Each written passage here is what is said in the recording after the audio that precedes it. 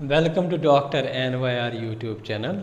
आज का जो टॉपिक है इस लेक्चर वीडियो में हम पढ़ेंगे माइक्रोबॉडीज़, साथ साथ में हम क्या करेंगे साइटोप्लाज्म को भी पढ़ेंगे। Please take a screenshot. सबसे पहले हम देखेंगे माइक्रोबॉडीज़ क्या होती है। ये स्मॉल ऑर्गेनेलीज होते हैं। तो ये जो ऑर्गेनेलीज जो सेल में प्रेजेंट होते हैं ना, ये मेम्ब्रेन बाउंड ऑर्गेनेलीज होती है। यहाँ पे जो मेम्ब्रेन होता है वो एक ही मेम्ब्रेन प्रेजेंट होता है इनमें।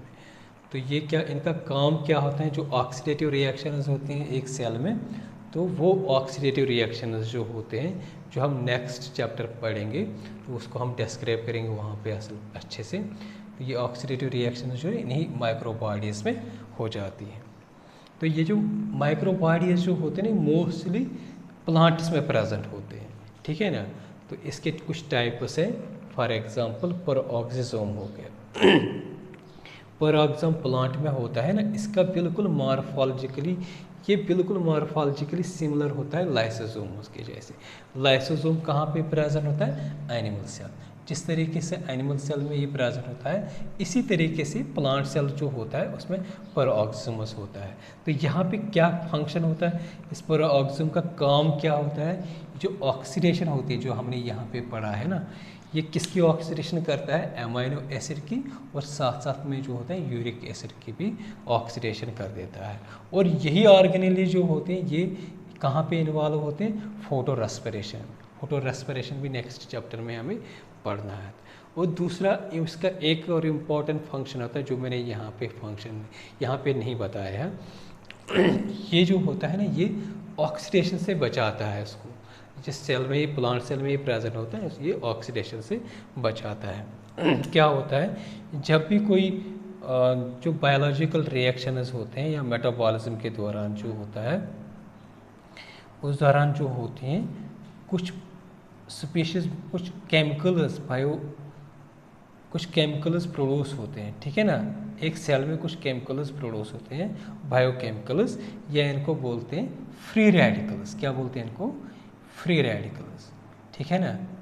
फ्री रेडिकल्स फ्री क्यों बोलते हैं? क्योंकि ये बिल्कुल मतलब lone pair of electrons chemistry के हिसाब से क्या बोलते हैं, मतलब अगर ए मैंने यहाँ पे फ्री रेडिकल्स बनाया ना, तो इसमें एक ही मतलब इलेक्ट्रॉन होता है। तो इसको मतलब ये क्या करता है, ये फ्री रहता है ना सेल में, ये बिल्कुल रैंडमली मतलब सर्कुलेट होता है, मतलब चलता है फिरता है, ये अनस्टेबल रहता है। जब ये अनस्टेबल रहता है ना, हमारे सेल में DNA भी प्रेजेंट होता है, ठीक है ना, प्रोटीन्स भी प्रेजेंट होते हैं, या कभी कभी क्या होता है लिपिड्स भी प्रेजेंट होते हैं। तो ये जो फ्री रेडिकल्स जो है ना, ये इन बायोमॉलिक्यूल्स जो है ना, इन बायोमॉलिक्यूल्स से बॉन्डिंग कर देता है। क्या कर देता है? बॉन्डिंग कर देता है। अब ये जो DNA के साथ अगर इसने बॉन्ड बना दिया तो इसका स्ट्रक्चर ही चेंज हो जाएगा, मतलब बिल्कुल एक अलग ही चीज़ बन जाएगा। इस तरीके से जो DNA का जो फंक्शन होता है ना वो डिस्टर्ब हो जाएगा। इसी तरीके से अगर ये प्रोटीन्स के साथ ये हो जाएगा, ये लिपिड के साथ, तो लिपिड को भी ये डैमेज कर देता है। तो फिर ये बायोमॉलिक्यूल्स प्रॉपर फंक्शन नहीं करते हैं। जब ये प्रॉपरली फंक्शन नहीं करते तो हमारी जिसमें मतलब होता है तो उस सेल को या ह्यूमन बॉडी को बहुत डैमेज हो जाता है।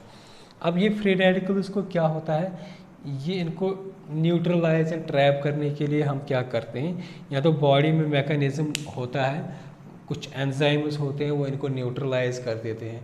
तो कभी कभी क्या करते हैं हम फ्रेश फ्रूट्स खाते हैं, ठीक है ना, फ्रूट्स खाते हैं, या कभी कभी सलाद खाते हैं, या कभी हम जो होते हैं ना केमिकल्स भी सप्लीमेंट्स, मतलब दुकान से हमने केमिस्ट शॉप से कुछ लाया है दवाई ववाई, तो उनकी मतलब वो भी खा लेते हैं। उससे क्या होता है, ये जो फ्री रेडिकल्स प्रोड्यूस हुए थे इनको न्यूट्रलाइज कर देते हैं, ठीक है ना। तो इस तरीके से हमारी बॉडी में जो ये फ्री रेडिकल्स जो मोस्टली क्या करते हैं, इनको जब डैमेज हो जाते हैं ना, तो हमारी बॉडी में बहुत सारी चीज़ें जो है ना डिस्टर्ब हो जाता है, हमारी एजिंग हो जाती है, मतलब स्किन जो होता है स्किन में बहुत सारे पिंपल्स आ जाते हैं, ठीक है ना। अब ये एनिमल्स में तो ये प्रेजेंट होता है, मतलब ये मतलब जो होते हैं ना कुछ एंजाइम्स हमारी ह्यूमन बॉडीज में होते हैं वो इस न्यूट्रलाइज कर देते हैं ये फ्री रेडिकल्स।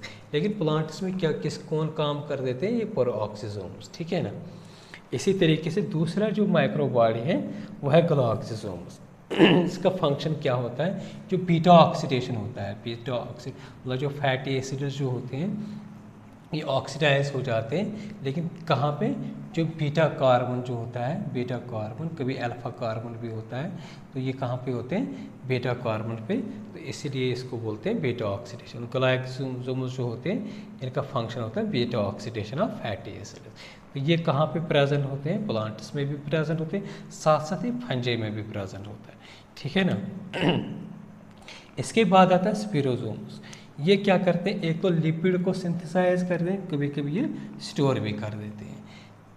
लाइसोसोम्स क्या होते हैं, ये क्या करते हैं, जो सेल वॉल होता है प्लांट का, उस सेल वॉल की फॉर्मेशन में ये हेल्प कर देते हैं। दूसरा जो टॉपिक है छोटा सा, जो हमने लास्ट वीडियोस में नहीं बताया है, वो है साइटोप्लाज्म, ठीक है ना। साइटोप्लाज्म साइटोप्लाज्म के दो पार्ट्स होते हैं, एक होता है साइटोसॉल, या दो कंपोनेंट्स हम बोल सकते हैं, दूसरा जो होते हैं ऑर्गेनेलीज होते हैं, ठीक है ना। अगर मैंने एक सेल का स्ट्रक्चर बनाया है, ये सेल है, बीच में क्या होता है, बीच में जो होता है न्यूक्लियस होता है, इसके बीच में जितना भी पोर्शन होता है ये वाला, ये पूरा जो होता है इसको बोलते हैं साइटोप्लाज्म, ठीक है ना। अब इसी साइटोप्लाज्म में कभी कभी गोल्जी अपैरेटस होते हैं, कभी कभी माइटोकॉन्ड्रिया होता है, अगर प्लांट सेल होगी तो क्लोरोप्लास्ट भी होगा, ठीक है ना। लाइसोसोम्स भी इसी में होते हैं, ठीक है ना। इसमें दो पार्ट्स होते हैं, और कभी कभी क्या होता है, जब इसमें फ्लूइड भी प्रेजेंट होता है, ठीक है ना। ये फ्लूइड मैंने बनाया है ऐसे, तो ये हो गया माइटोकॉन्ड्रिया, इस तरीके से होता है। ये जो फ्लूइड पोर्शन जो होता है एक सेल का, उसको बोलते हैं साइटोसॉल। दूसरा जो होता है ये ऑर्गेनेली पार्ट जो होता है, ये ऑर्गेनेली पार्ट हो गया, और ये साइटोसॉल हो गया।